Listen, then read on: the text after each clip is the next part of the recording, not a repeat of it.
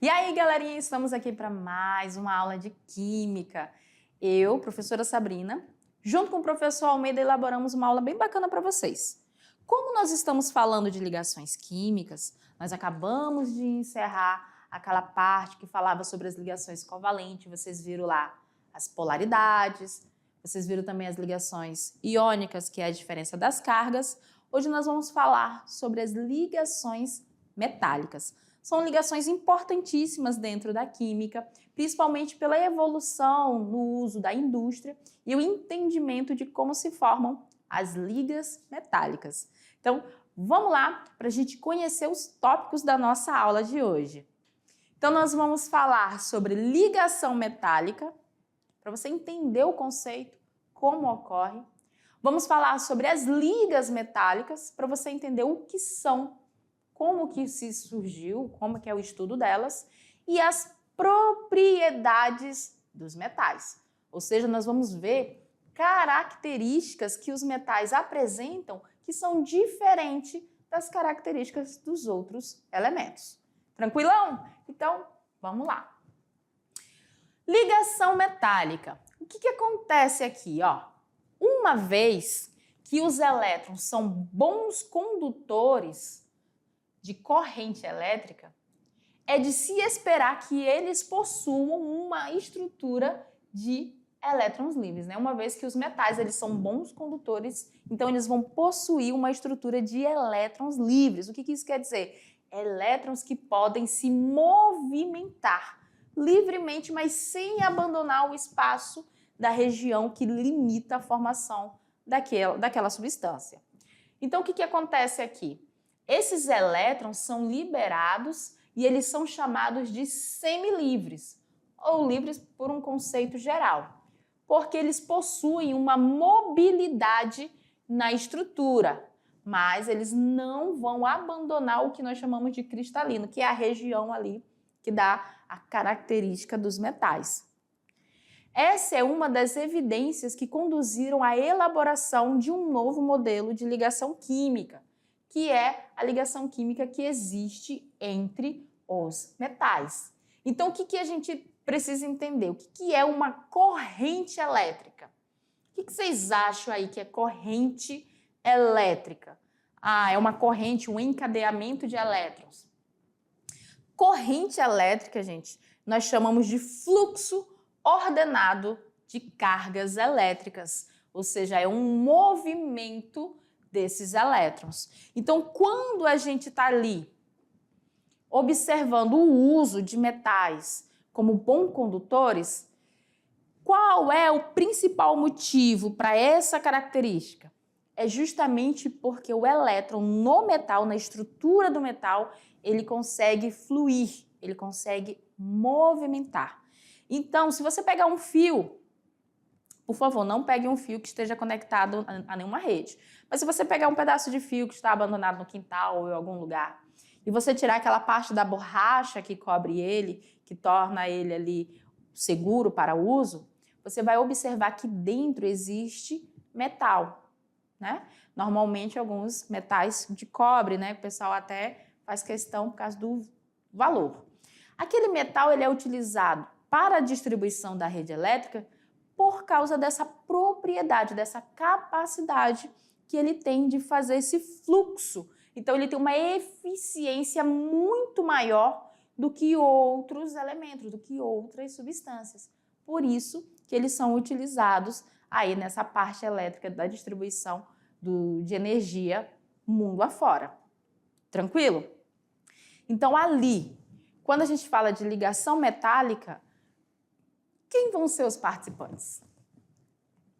A gente viu que na ligação iônica era um não metal ligado a um metal. Beleza. A gente viu que nas ligações covalentes era o não metal e o outro não metal, né? E nas ligações metálicas, chega até a ser engraçado perguntar, que tipo de átomo, que tipo de elemento vai participar? Os metais. Vai ser ligação de um tipo de metal com outro metal. Por isso, ligação metálica, porque essa característica dos elétrons livres, ela só vai ser possível na interação desses materiais, com propriedades semelhantes. Tranquilo? Então, bora lá no slide para a gente conhecer um pouquinho mais sobre as ligações metálicas. Então, o que vai acontecer? O esquema da ligação metálica vai ser quando a gente tem átomos de um elemento metálico que apresenta alta eletropositividade, ou seja, tendência de formar cátions. Agora eu pergunto, quem são os cátions? São aqueles átomos que, por ser muito eletropositivo, eles perderam elétrons, ou melhor dizendo, eles têm tendência de liberar elétrons.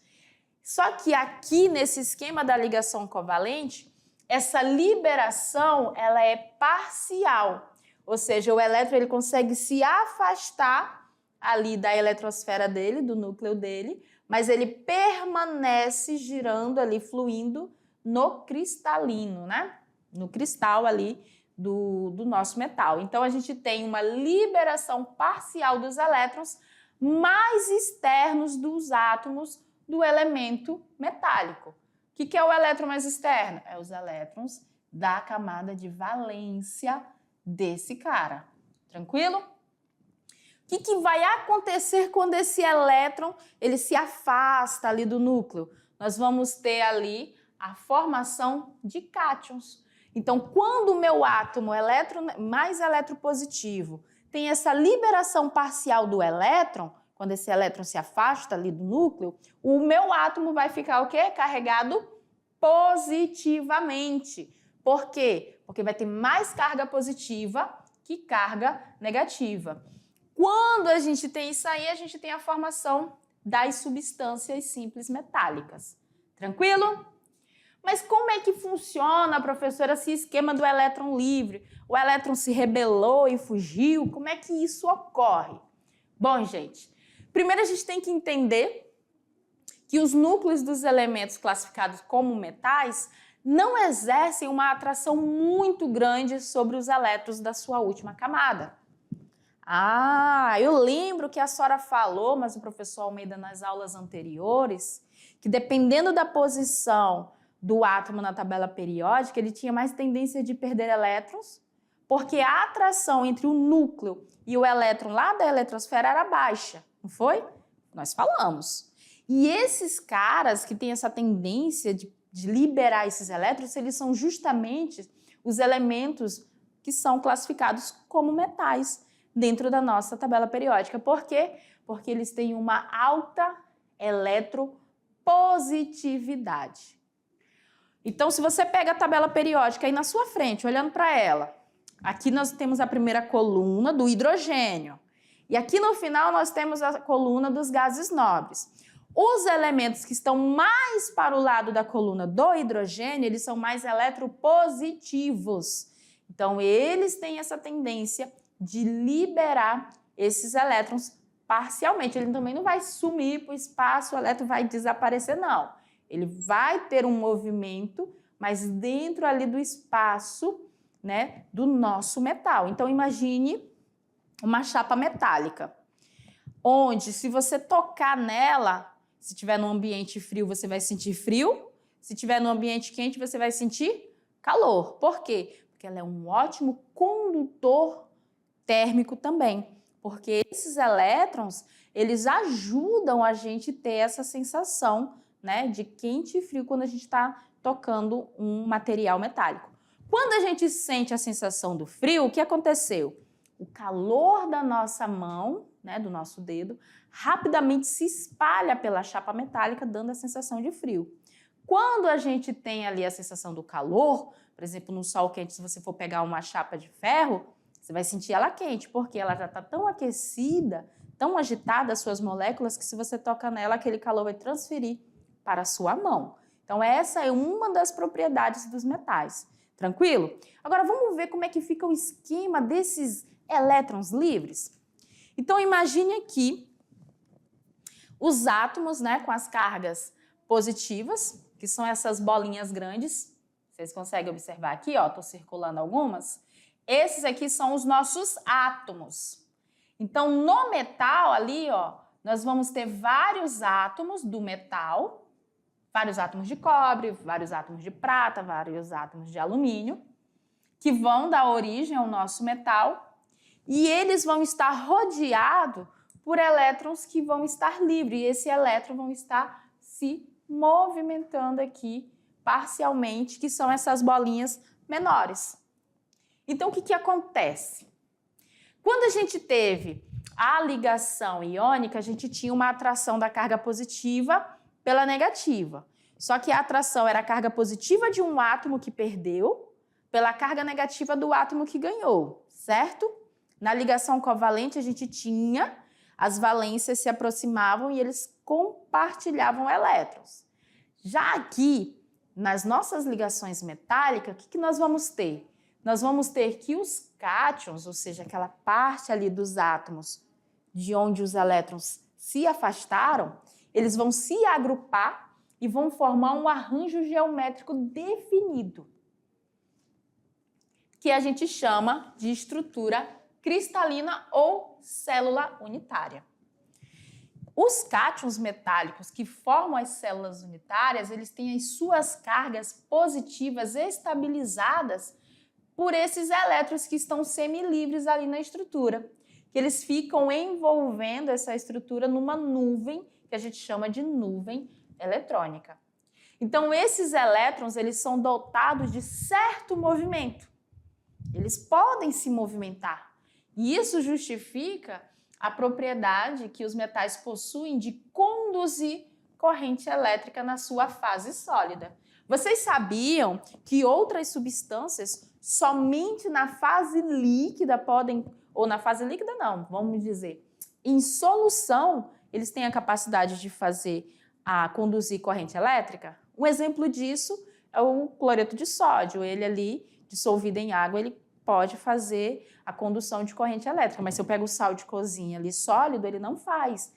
Por quê? Porque quando ele está no seu estado sólido, o cristalino dele ali fechado, a gente não tem essas cargas livres. Já os metais não. Os metais na fase sólida, eles conseguem ser ótimos condutores devido à presença desses elétrons, devido ao fato do núcleo desses átomos terem pouca atração a esses elétrons, permitindo com que eles possam ter movimentos dentro dessa estrutura. Tranquilo? Espero que vocês estejam entendendo. Mas vamos lá para a gente continuar a nossa aula. Então, a gente vê aqui que é uma das propriedades mais comuns é que os metais sejam ótimos condutores elétricos. Uma amostra de metal ela é constituída por um número imenso de células unitárias. Exemplos: o sódio metálico, ele é um arranjo de corpo centrado. Já o alumínio metálico, ele é um arranjo cúbico de face centrada. Olha só a diferença. O que eu quero dizer com arranjo de corpo centrado? Quando a gente está falando do sódio metálico, nós vamos ter um arranjo onde tende a formar um centro. Já quando a gente está falando do alumínio, cada lateral desse aqui, ó, cada face dessa tem um centro. Então, ele acaba sendo um cubo de fase centrada, enquanto o nosso sódio metálico é um cubo de corpo centrado. Essas diferenças aí do arranjo cristalino diferenciam a estrutura, né, o modo como você encontra na natureza esses metais e também até o tato que você tem a eles. Outro ponto muito interessante com relação a essa estrutura do cristalino aí é que ali, às vezes, pode ter bastante espaço vazio dentro do cubo na estrutura dele. Então, ali é uma situação bem bacana. E esses arranjos que a gente está falando aqui, eles vão moldando, se juntando um ao outro e vai dando corpo ao metal que a gente conhece num todo. Como, por exemplo, o alumínio, né? Vocês conhecem a estrutura, a coloração, eles têm uma estrutura diferente, têm brilhos diferentes de outros elementos que a gente conhece da natureza. Mas agora que a gente já viu um pouco desses conceitos, vamos praticar? Vamos ver como que se trata sobre as ligações metálicas nas questões de vestibular? Então vamos aqui para o nosso aprender fazendo. Quando se entra numa sauna com corrente de ouro no pescoço, tem-se pouco tempo depois a sensação de acentuado aquecimento na região do corpo, na região onde está a corrente de ouro. O fenômeno ocorre como consequência e aí vem, letra A, temperatura mais elevada da pele. Foi a tua pele que aumentou a temperatura? Ligação metálica da corrente de ouro. Transferências de elétrons para a pele, da pele para o metal, perdão. D, transferência de calor da pele para o metal. E a letra E, transferência de calor do metal para a pele. Muita atenção nesse ponto. Por quê? Aqui nós estamos falando de um local onde a temperatura foi elevada, só que a elevação, a sensação desse aquecimento, ela foi acentuada na região onde estava a corrente de ouro. O que isso quer dizer? Que essa corrente absorveu mais rapidamente calor e transferiu esse calor para a pele. Por isso que a letra E aqui é a alternativa correta, né? A transferência do calor ocorre do metal para a pele, porque ao passar do tempo o metal fica levemente aquecido e ele vai transferir esse calor para a tua pele. Então aqui a gente viu sobre as ligações metálicas, que são ligações que ocorrem entre átomos do metal, então átomos de alumínio se ligando a outro átomo de alumínio, átomo de ouro se ligando a outro átomo de ouro, dando origem aos nossos metais. Mas nós temos uma propriedade dos metais que é bem interessante, que é a facilidade ou, digamos, a possibilidade de fazermos com que eles formem o que nós chamamos de liga metálica.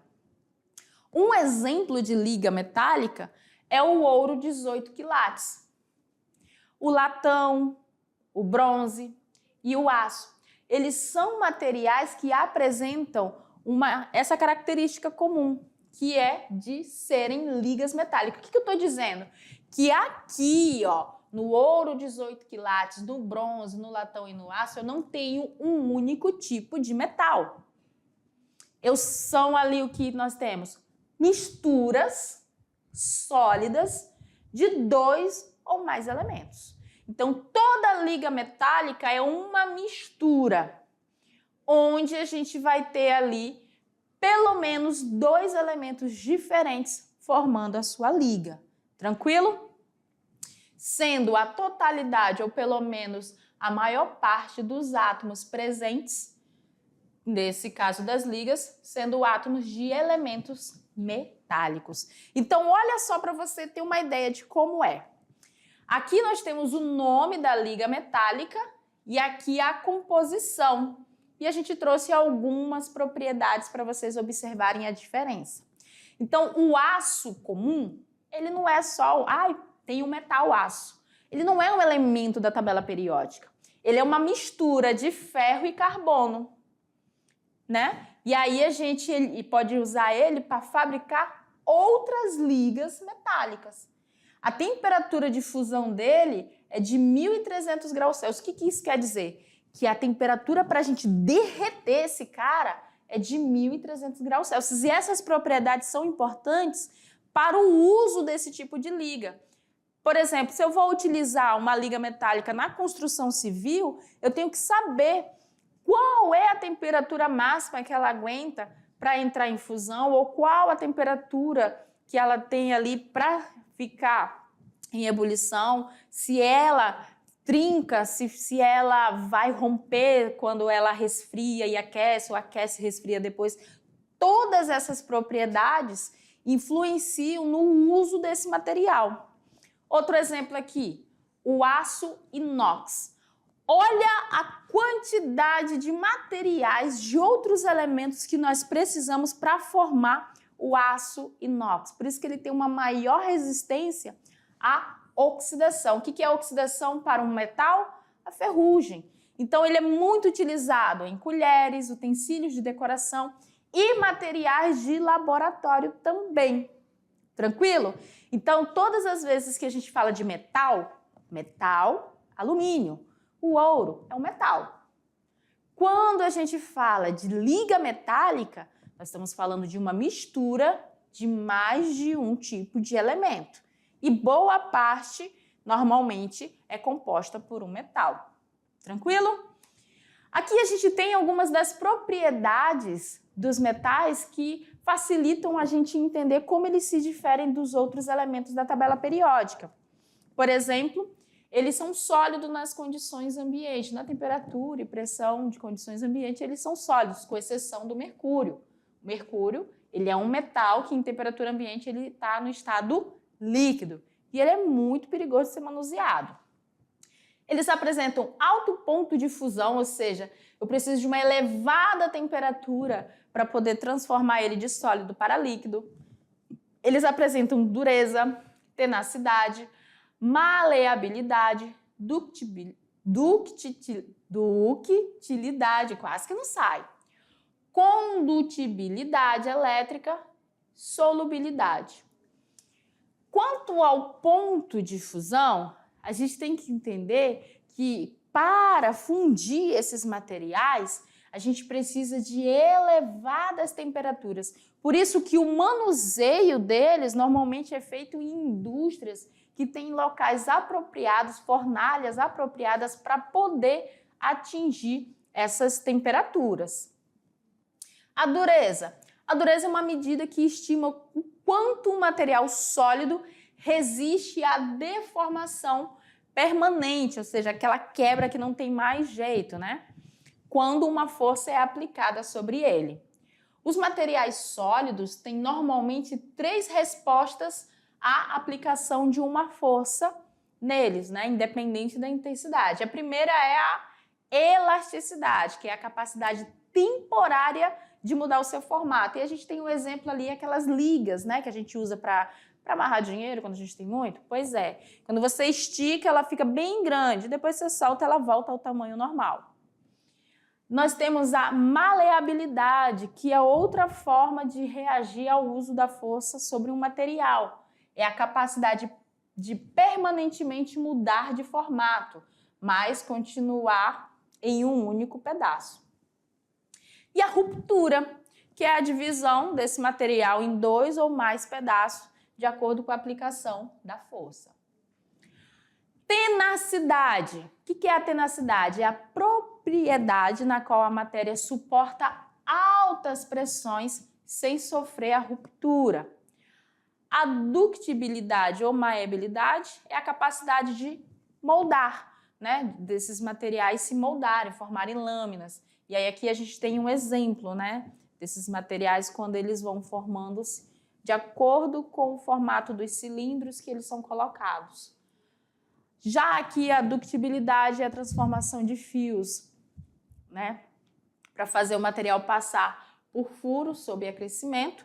Um exemplo disso é o cobre. O cobre ele é muito utilizado pela sua resistência e pelo fato de conseguirmos fazermos dele fios para poder utilizar, né, fios elétricos, cabos, arames. A condutibilidade elétrica é o que mais chama atenção aqui, porque é uma das propriedades muito importantes que tem que ser observada com calma. É quando a gente tem ali que eles podem fazer um fluxo eficiente de carga elétrica, tanto na fase sólida quanto na fase líquida, né? Os fios de transmissão elétrica são feitos de alumínio ou cobre, assim como as panelas que usamos para cozinhar o alimento. Isso tudo porque eles vão ser ótimos condutores de corrente elétrica, no caso do uso dos fios, e ótimos condutores de calor, no caso das panelas. Então aqui, ó, os metais, eles possuem a capacidade de conduzir calor de 10 a 100 vezes mais rápido do que outras substâncias. Por quê? Porque ele tem essa capacidade devido aos elétrons livres, de aquecer e esse elétron se movimentar ali na estrutura cristalina, fazendo com que o fluxo de calor seja mais eficiente. Para que no nosso aprender fazendo. Agora que a gente viu algumas propriedades dos metais, tem essa questão aqui que fala o seguinte, ó, o termo metal, palavra oriunda do grego metalon, refere-se a uma das 4 classificações propostas para os elementos químicos da tabela periódica, sendo as outras ametais, que eu falei que esse A tem sinônimo de negação, né? Gases nobres e hidrogênio. São mais de 90, são metais 94 dos 118 elementos existentes na tabela. A propriedade condutibilidade elétrica dos metais é explicada admitindo-se, e aí ele quer que você diga por que os metais são bons condutores elétricos. E aí você tem que lembrar que sempre que eu falo da condutibilidade elétrica ou até mesmo do calor dos metais, deve-se à existência dos elétrons livres na estrutura cristalina.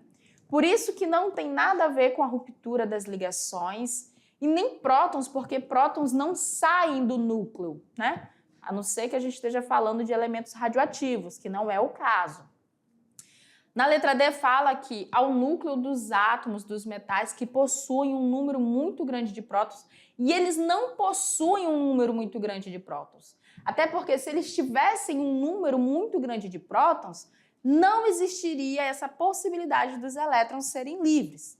E eles também não apresentam ponto de fusão baixo. Então, realmente, a letra B é a única alternativa correta para esse exemplo. E a gente pode observar aqui que lá dentro da estrutura do metal nós vamos ter átomos neutros, nós vamos ter elétrons livres e nós vamos ter ali os cátions metálicos, que são aqueles átomos de onde esses elétrons livres saíram.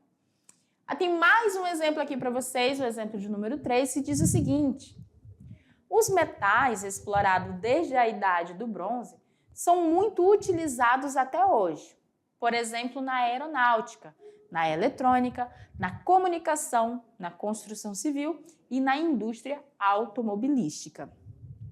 Sobre os metais, pode-se afirmar que são, 2 pontos, A, bons condutores de calor e de eletricidade, assim como os não metais.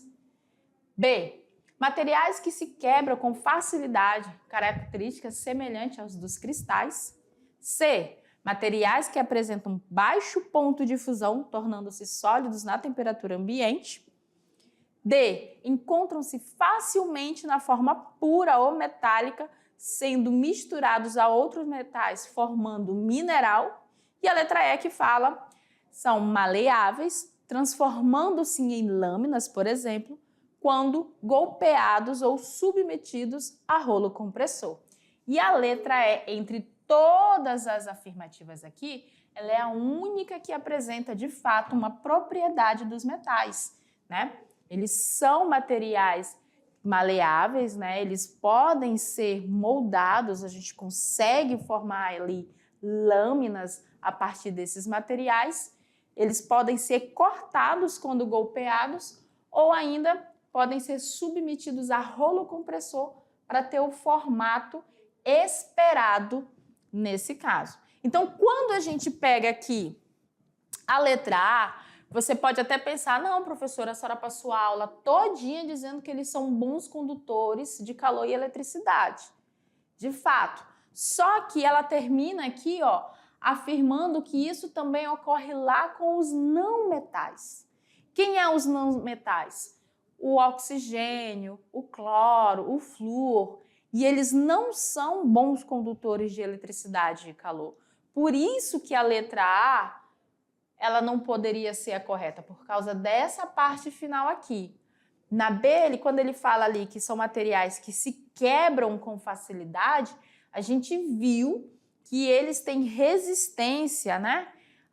Eles têm ali, se eles se quebrassem com facilidade, a gente não conseguiria formar, por exemplo, os fios de cobre, a gente não conseguiria ter as lâminas de materiais metálicos. Então, eles não teriam as propriedades de ductibilidade, maleabilidade que a gente viu na nossa aula. Por isso que a letra B aqui, ó, não teria como ser a correta.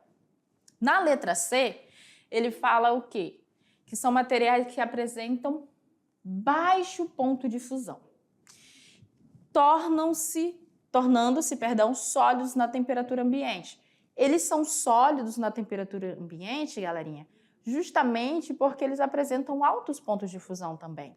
Mas, tudo bem, se a gente for pegar outras substâncias que possam ser sólidas na temperatura ambiente, beleza. Mas, se a gente precisa fundir um metal para formar uma liga metálica, né, misturar ele com o outro, a gente precisa de temperaturas elevadíssimas. Então, não tem como a letra C ser a nossa alternativa correta, porque ele diz que eles apresentam baixo ponto de fusão. E a gente viu na aula que não é, eles têm elevado ponto de fusão. E para finalizar, o porquê que a letra D aqui não é a correta, ele finaliza dizendo que quando eles são misturados a outros metais, eles formam mineral. E a gente viu que quando eles são misturados a outros materiais metálicos, eles formam as nossas ligas metálicas.